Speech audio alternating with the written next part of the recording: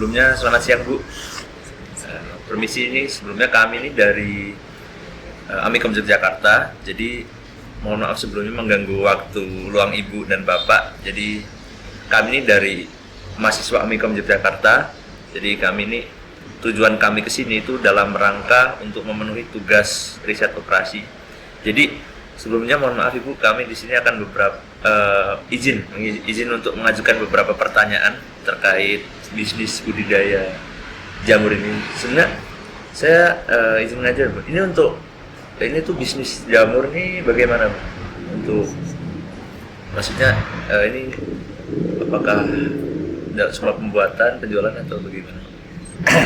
Sebenarnya di sini namanya itu kan perkenalkan dulu, saya sendiri namanya Pak Sukardi, selaku pemilik dan pelaku usaha di Naura Jamur. Nah, di Naura Jamur ini kami mulai dari pembuatan backlog. Backlog itu adalah media jamur untuk tumbuhnya jamur. Nah, kami produksi kapasitas 2.000 per hari. Namun karena terbatasnya tenaga dan material, kadang dalam sebulan itu kami cuma produksi sekitar 15 kali sampai 20 kali. Sehingga 2.000 per hari itu produksinya sekitar 15 sampai 20 kali dalam sebulan. Terus kami berusaha itu membuat backlog. Yang keduanya kami berusaha untuk budidayanya. Nah, diketahui bahwa di Naura Jamur ini sebenarnya awalnya itu ada 4 macam jamur, yaitu ada jamur tiram, jamur kuping, jamur shiitake, dan jamur lingsi. Namun karena keterbatasan kemampuan kami untuk pemasaran jamur lingsi dan shiitake, sehingga kami hanya sekarang ini memproduksi jamur kuping sama tiram. Dengan demikian saja kami ini sudah kewalahan untuk memenuhi pasar, untuk bisa memenuhi kebutuhan pasar yang langganan kami. Sehingga kami dalam hal ini cuma membudidayakan jamur kuping sama tiram. Di Naura Jamur juga mengadakan memasak atau olahan, yang terutama di sini untuk jamur tiram dibikin keripik olahan, sehingga nanti ada penjualnya yang sudah matang, sehingga tidak hanya menjual dalam bentuk mentah. Begitu pula dengan jamur kuping, karena jamur kuping ini mudah diawetkan sehingga tidak terlalu membuat untuk bikin keripik, sehingga dikeringkan itu pun sudah awet. Karena kalau jamur tiram itu kan sehari itu panen, hari itu harus kejual atau dimasak. Sehingga kalau misalnya pasar tidak menampung panen kami, sehingga kami awetkan dibikin keripik tadi. Tapi kalau jamur kuping itu kami jemur, setelah kering itu walaupun disimpan dalam waktu yang panjang itu tidak akan masalah, setahun 2 tahun nggak masalah asal penyimpanannya bagus. Nah, itulah di Naura Jamur di dalam usaha, yaitu pertama pembuatan backlog, kedua budidaya jamur, dan yang ketiga adalah pembuatan olahan jamur. Adapun yang lain-lainnya yang tidak kami usahakan tapi ada, yaitu adalah bentuknya pelatihan. Kami tidak memberikan orang-orang agar berlatih di sini, tapi ada saja yang ingin mengetahui dan ingin belajar jamur, kayak UMKM, terus ada KWT, ada yang pernah tugas dan sebagainya, itu belajar di tempat kami untuk pembekalan mereka kehidupan yang akan datang. Sehingga kami pun juga melayani untuk memberikan pengetahuan tentang jamur ini, tentang budidaya jamur. Demikian usaha kami di Naura Jamur. Jadi tadi ada beberapa jamur gitu Pak, termasuk tiram, terus kuping, dan lain-lain gitu. Jadi kemudian izin Pak, jadi untuk kapasitas maksimum tadi kan per hari ya, tadi sekitar 1.500, 2.000 ya, berarti untuk per minggunya berarti 14.000 gitu. Lebih. Kurang, bisa lebih juga. Kan per hari itu 2.000, tapi dalam sebulan itu kami produksi sekitar 15 sampai 20 kali. Kalau 15 kali aja minimal 15 kali itu kan kali 2.000 sudah 30.000 backlog per bulan. Untuk ngomong soal tenaga kerja, jadi untuk tenaga kerja itu ada berapa Bapak, dan untuk setiap tugasnya itu apa gitu? Nah, sebetulnya tenaga kerja kami itu, kami ada sekarang ini termasuk saya dan istri itu ada 8 orang. Karena kami itu sebetulnya kan itu pekerjaan kami. Karena kami tidak mampu mengerjakan sendiri dalam keluarga, namanya kami juga home industry, sehingga kami tidak bisa mengerjakan sendiri, kami memanggil orang untuk bisa membantu kami. Yang membantu kami ini ada 6 orang. Jadi kalau ditotalkan tenaga kerja itu semuanya ada 8 orang. Adapun jobnya masing-masing itu ya ada yang di budidaya, ada yang di produksi. Namun rata-rata kesemuanya itu bisa mengerjakan semua hal. Sehingga di produksi backlog juga bisa, di budidaya juga bisa, di olahan juga bisa. Yang tidak bisa itu biasanya menjadi narasumber. Oh, iya. Tadi kami langsung ke bapaknya ya. Oh iya. Jadi kan tentunya setelah diproduksi ini kan untuk produknya dia perlu dipasarkan gitu. Iya, betul. Nah, ini agak privasi sebenarnya untuk pertanyaan. Jadi untuk alokasi anggaran untuk promosi itu bagaimana Pak? Untuk mungkin gambaran rincian biayanya, sedikit saja gambaran atau kalau dalam metodenya promosi, saya katakan tadi kami tidak mempromosikan dengan misalnya pamflet atau semacam, tidak ada. Kami paling cuma menggunakan media ini, internet dan sebagainya. Itu yang jelas itu malah dari orang ke orang, istilahnya mulut ke mulut. Oh, di sana bagus, oh di sana lebih murah dan kualitasnya lebih bagus seperti itu. Sehingga kami menyuplai sekarang ini menyuplai sekitar 10 rumah makan SS setiap harinya. Dari warung ke warung gitu. Iya. Terus ada juga yang ada UMKM yang mereka olah, dibikin keripik, dibikin sate di warung-warung kecil dan seperti itu. Sehingga kami tidak memerlukan biaya, paling cuma untuk paketan saja, berbiaya untuk istilahnya untuk promosinya. Oh baik Pak. Nah kemudian untuk ini ya Pak, untuk target penjualan kan ada beberapa banyak jenis jamur. Kira-kira untuk setiap jamur itu target penjualannya berapa, mungkin untuk berapa bungkusnya gitu untuk setiap jamur? Sebenarnya kalau pertanian itu nggak bisa ditargetkan, karena kami cuma bisa menanam, tidak bisa menumbuhkan. Nah ya tergantung yang di sana aja yang kita terima. Ya asal itu keluar, insya Allah kita bisa menjualkannya. Tapi kalau dalam rata-rata dalam keseharian itu untuk jamur tiram itu per hari sekitar 50 kilo, bisa naik bisa turun. Kadang lebih dari itu, bisa 1 kintal juga bisa, tapi nanti juga bisa ada lebih kurang dari 50 karena panen itu kayak grafik bisa naik turun. Nah untuk jamur kuping ini rata-rata per bulannya ya karena kami jualnya kering itu sekitar 1 kintalan. Kami tidak ditargetkan harus sekian, tapi selagi itu kita tanam ada tumbuh ya itulah yang rezeki kami gitu ya. Itu untuk didistribusikannya bisa untuk daerah kemana gitu Bapak, atau kota mana? Ya untuk jamur kami ini masih memenuhi di dalam kota Jogja saja. Masih di kota Jogja. Ada pun yang keluar kota itu biasanya sudah dibawa oleh pedagang lain. Misalnya orang pengepul, kami menjual ke pengepul sehingga mereka dijual ke Kalimantan, ke Sumatera dan sebagainya. Itu sudah pihak kedua, bukan pihak dari kami. Tapi kami menjualnya ke orang yang mengepul itu. Misalnya kayak jamur kuping kering, itu kami jualnya cuma di Jogja saja. Tapi mereka jualnya sampai ke Jakarta, sampai ke Sumatera dan Kalimantan. Orang kedua. Ya, orang kedua. Karena kalau kami semuanya menangani mungkin kami tidak akan mampu seperti itu. Nah, untuk itu apa dialokasikan untuk biaya pengirimannya Bapak, untuk mungkin biaya bensin atau biaya orang yang mengirim untuk mendistribusikan ke setiap warung, apakah dialokasikan gitu Bapak? Kalau untuk biayanya, biaya untuk itu kami bebankan ya dari harga jamur itu. Kalau misalnya ambil sendiri dengan harga sekian, tapi kalau minta dikirim, nanti ada penambahan biaya untuk pengiriman. Sehingga kami tidak mengeluarkan biaya untuk transport pengeluaran itu. Ngomong soal distribusi tadi Pak, untuk permintaan setiap warung itu biasanya dalam berapa piece atau berapa kilo gitu untuk setiap jamurnya dalam setiap warung itu?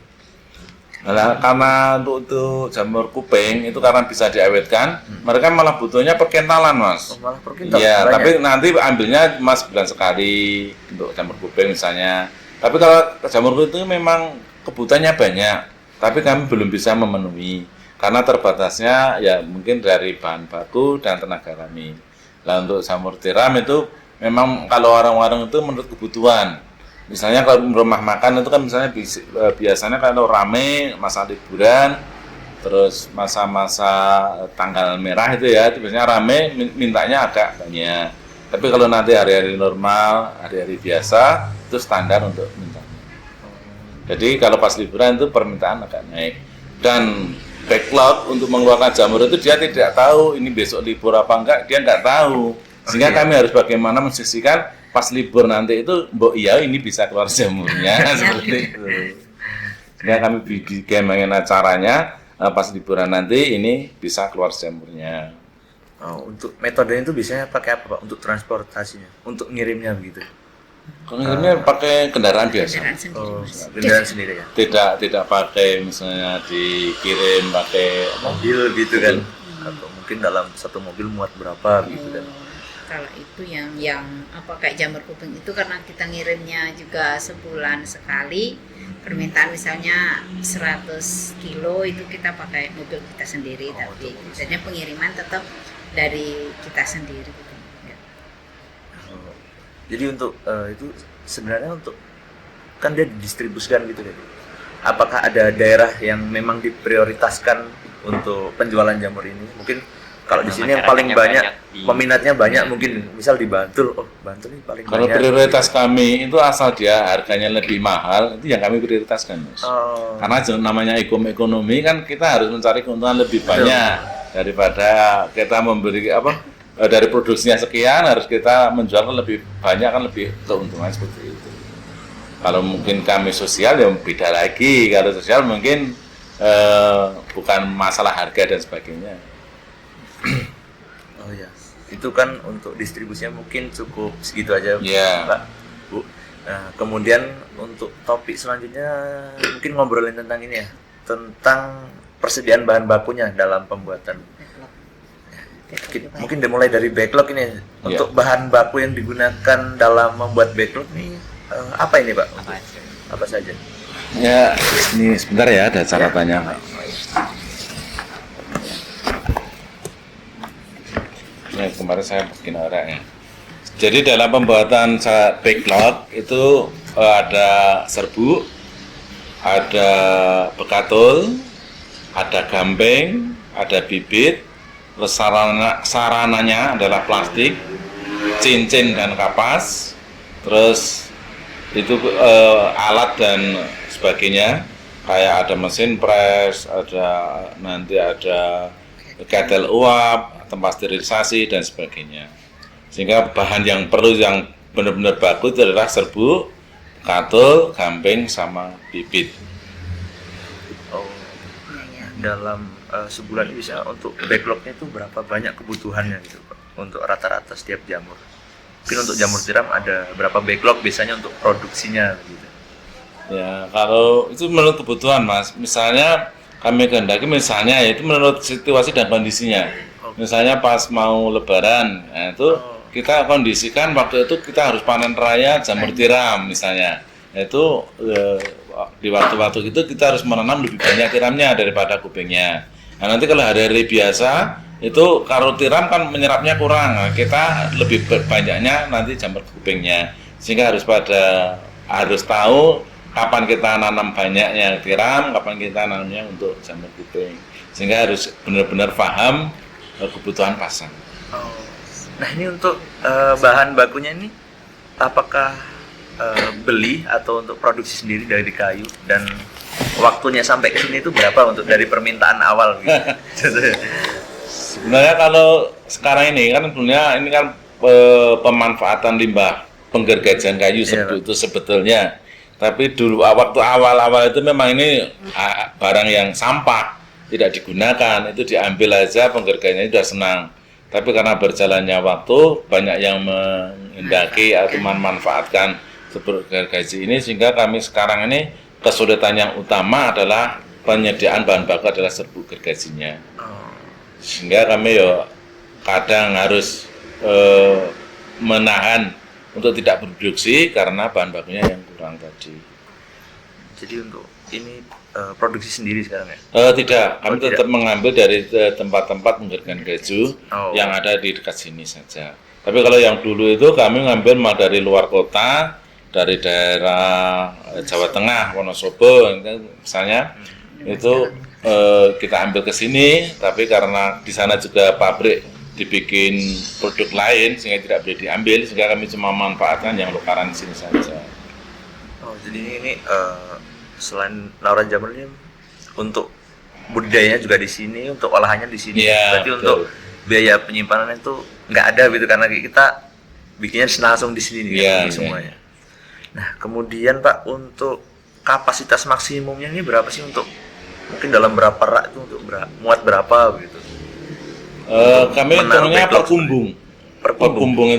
kumbung adalah tempat untuk budidaya jamur. Nah, satu kumbung itu ya karena menurut tempatnya saja, ukurannya saja menyesuaikan tempat, itu satu kumbung itu rata-rata berisi sekitar 8.000 backlog. Nah, sekarang ini di Narajamur itu ada sekitaran 12 kumbung. Banyak ya. Ya, 12 nanti dikalikan 8.000. Walaupun nanti ada yang muatannya itu lebih dari 8.000, ada yang kurang dari 8.000. Itu nanti di rata-rata saja. Karena ada yang lebih, ada yang kurang, karena menyesuaikan tempatnya saja. Oh, begitu ya Pak. Kemudian untuk tahapannya nih Pak, tadi kan kita udah nanya seputar dari pembuatan awalnya nih, dari mungkin pemasaran, dari bahan bakunya. Kemudian untuk tahapannya nih Pak, Ya, untuk tahapan dalam budidaya jamur itu pertama itu apa dulu gitu Pak? budidaya jamur itu Sampai siap pembuatan untuk backlognya. dipanen. Ya, untuk sampai siap dipanennya begitu. Wah, itu panjang sekali Oh, Mas, panjang sekali itu, Pak. prosesnya. Dari Karena itu juga memakan waktu hampir 2 bulan. Agak singkat aja Ya, mungkin.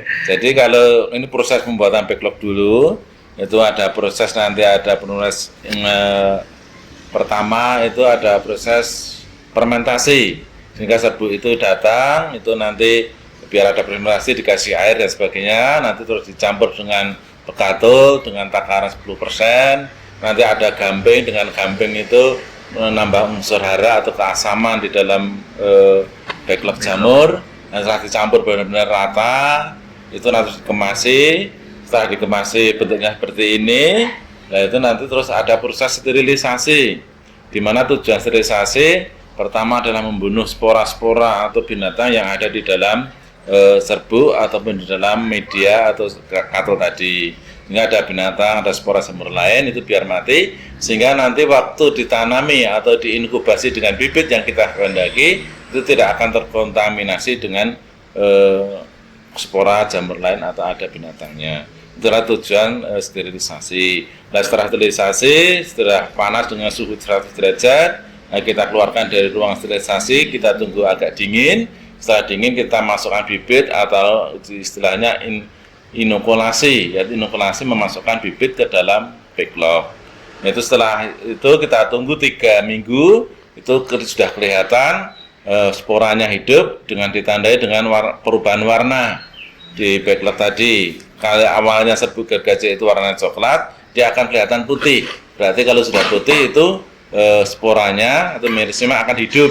Nah, apakah jamur tadi? Nah, setelah 3 minggu sudah kelihatan hidup, langsung kita bawa ke kumbung atau tempat budidaya jamur. Setelah budidaya dari situ ditunggu 1 minggu, setelah putihnya full sampai belakang, itu baru kita kasih lubang atau sobekan.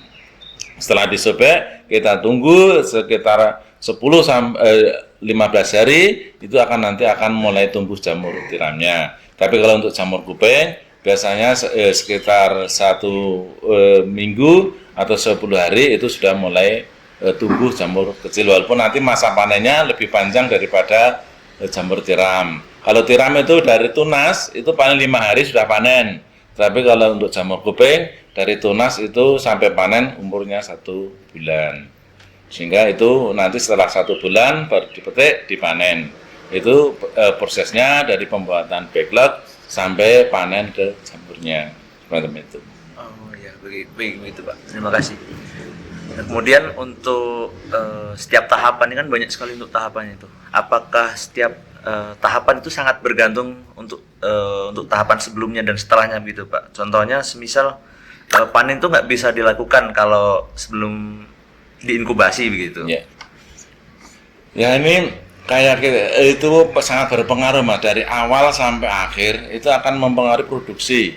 Misalnya dari awal kita nyampur aja, kurang campur, nanti backlognya kualitasnya kurang bagus. Nanti tumbuhnya jamur ada nutrisinya atau tidaknya itu kan tergantung di campurannya. Terus nanti pada proses sterilisasi tadi tidak bagus, nanti akan tumbuh jamur lain, akan tumbuh spora lain, sehingga jamur yang kita tanam itu nanti tidak akan hidup. Nah, itulah pengaruhnya dari rentetan dari A ke B ke C ke Z sampai panen itu selalu tergantung ada kaitannya terus. Kalau gagal di yang A, tentunya B nanti sudah tidak ada keberhasilan. Seperti itu. Baik Pak, terima kasih. Jadi sebenarnya saya sudah mendengar tadi untuk karyawannya sekitar 6 orang gitu ya Iya. Pak. Nah, apakah itu untuk pembagian tugasnya disamaratakan dan untuk waktunya apa dia dibagi begitu Pak untuk waktunya? Untuk menyelesaikan setiap tahapannya begitu. Ya untuk karyawan sendiri itu mengerjakannya itu dalam satu hari itu cuma 7 jam kerja. Jadi mulai kalau di sini karena pagi itu panen dan harus kirim pagi sehingga masuknya itu kami jam 5 pagi. Nah, setelah 5 pagi nanti karena 7 jam kerja itu sampai jam 12 siang. Setelah jam 12 siang selesai dan pulang tidak kembali lagi. Untuk pembagian kerjanya ya itu tadi semuanya itu bisa mengerjakan. Semuanya harus bisa mengerjakan. Sehingga tidak harus kamu yang bagian ini, kami yang bagian tidak, tapi semua harus bisa mengerjakan. Baik Pak. Apa ada batasan waktu gitu Pak atau tenggat untuk produksi jamur tertentu gitu? Kalau yang batasan waktu adalah bibit. Oh, bibit. Bibit itu nanti kalau sudah dari inkubasi misalnya inokulasinya itu 1 bulan. Kalau lebih 1 bulan nanti ditanamkan lagi ke backlog itu sudah tidak bagus. Misalnya dari bibit ini kita lihat di situ itu lebih dari 1 bulan tanam lagi itu kan nanti sudah tidak bagus untuk ditanam, hidupnya sudah tidak bagus. Oh, baik. Kemudian untuk pertanyaan mungkin yang terakhir ya, untuk pertanyaan terakhir. Gimana bentuk? Oh iya, untuk keuntungan mungkin untuk perpenjualan dihargai, bukan keuntungan untuk perpenjualan dihargai berapa gitu untuk setiap jamurnya. Tadi kan untuk bahan bakunya ya. Setelah produk ini jadi begitu. Ya kami juga menjual backlog, sehingga kalau kami jual backlog itu satu backlognya dengan harga Rp2.000. Tapi kalau untuk jamur kuping itu Rp80.000 per kilo kering. Kalau untuk jamur tiram basah, kami jual basah itu Rp15.000 per kilo. Nah untuk keripik itu lebih agak mahal lagi, itu per kilonya Rp140.000, baik kuping maupun tiram. Itu yang kami bisa diwujudkan dengan apa? Ini mungkin sama untuk modalnya, mungkin untuk kalau Bapak berkenan mungkin ya untuk pertanyaan ini, mohon maaf sebelumnya, untuk modalnya jadi untuk modalnya berapa? Tadi kan udah dijelaskan untuk keuntungannya ya, bukan keuntungan, untuk harga per penjualannya. Nah ini untuk modalnya tadi berapa Pak? Itu saya lupa nanya soalnya. Untuk satu backlog aja ya Mas ya, jadi nanti bisa dikalikan. Kalau untuk satu backlog kami itu jualnya 2.000. Nah, biaya operasionalnya baik bahan bakunya, tenaganya, terus operasionalnya, nanti ada penyusutan dari alat-alatnya itu dengan harga 1.700. Sehingga kalau dihitung itu secara matematika ini bukan realita, itu untung 300 per backlog. Nah, kalau 300 per backlog itu kalau dalam produksi sehari itu 2.000, kalau 2.000 kali Rp300. Berapa itu kira-kira? 600.000. Itu untuk ukuran backlognya saja. Tapi nanti kan tidak semuanya itu bagus, ada yang mungkin terkontaminasi. Itu paling tidak nanti tingkat kegagalannya kalau untuk tiram itu sekitar 5%. Nah, untuk jamur kuping biasanya 10%. Sehingga ya di rata-rata satu sekali produksi itu kalau kita jual dengan nilai itu ya, itu untungnya sekitar 400 sampai 500 saja. Bersihnya segitu ya. Itu walaupun kalau dihitung benar-benar itu juga bisa seperti itu. Tapi kan kami tidak diwujudkan, kan misalnya kita pelihara sendiri. Nah, itu kayak kita bikin tapi kita beli sendiri gitu loh, seolah-olah itu. Nah, nanti kalau udah dibudidaya, udah lain lagi hitungannya.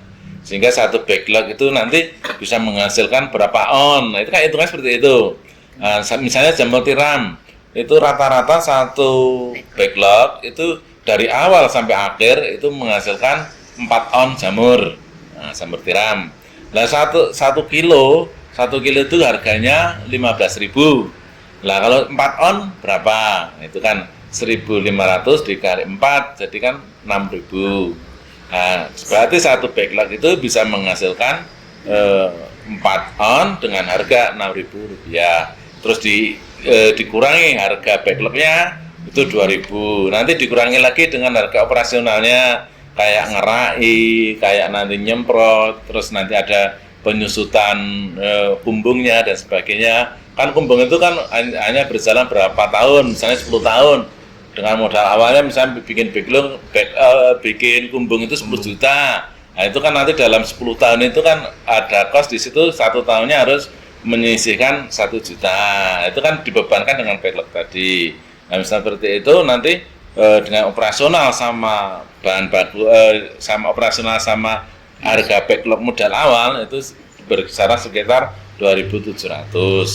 Nah, dengan hasil 6.000 tadi dikurangi 2.700, nah, sekitar 3.200 per backlog keuntungannya. Per backlognya. Oke, baik. Mungkin untuk pertanyaan cukup sampai situ ya. Ya. Mungkin ada teman-teman ada yang ingin mengajukan pertanyaan tambahan mungkin. Ya, semua sih udah ikut. Ini kita udah panjang banget ini malah dari awal sampai akhir nih. Ya nanti kalau yang tidak baku-baku dikat aja, mungkin nggak perlu ini, ya perlu yang diambil. Baik. Jadi mungkin untuk pertanyaan cukup segitu ya Bapak. Ya, Kami juga dari mahasiswa Amikom dari kelompok kami juga sangat berterima kasih atas waktu Bapak. Jadi mohon maaf ini untuk mengganggu waktu minggu ini sebelumnya. Jadi mungkin cukup sekian. Terima kasih ya Pak. Ya mungkin penuturan kami kurang pas. Mungkin kalau dalam hal jamur ini beda tempat, beda cara, atau beda kos pengeluaran. Misalnya di daerah sini untuk sterilisasi menggunakan kayu kan lebih murah. Di daerah lain, daerah perkotaan misalnya yang jauh dari kayu, ongkos untuk biaya kayunya aja ke sana udah lebih mahal. Itu jadi nanti keuntungannya tidak disamakan dengan daerah lain. Sehingga yang kami utarakan itu adalah realita apa yang ada yang di sini, bukan di tempat lain. Kayak hasil jamurnya juga seperti itu. Harga di sini 15.000, tapi mungkin di bawah harga 20.000. Tapi hasil dari backlognya kurang dari 4 on, sehingga nanti ya ketemunya juga sama. Itu. Jadi mungkin ya menang harga, tapi jamurnya kurang. Tapi kalau di sini menang jamurnya, tapi harganya agak rendah seperti itu. Dan mungkin keterangan kami mungkin kurang berkenan atau kurang pas, nanti bisa konsultasi lagi, nggak masalah. Baik, Pak. Terima kasih Pak.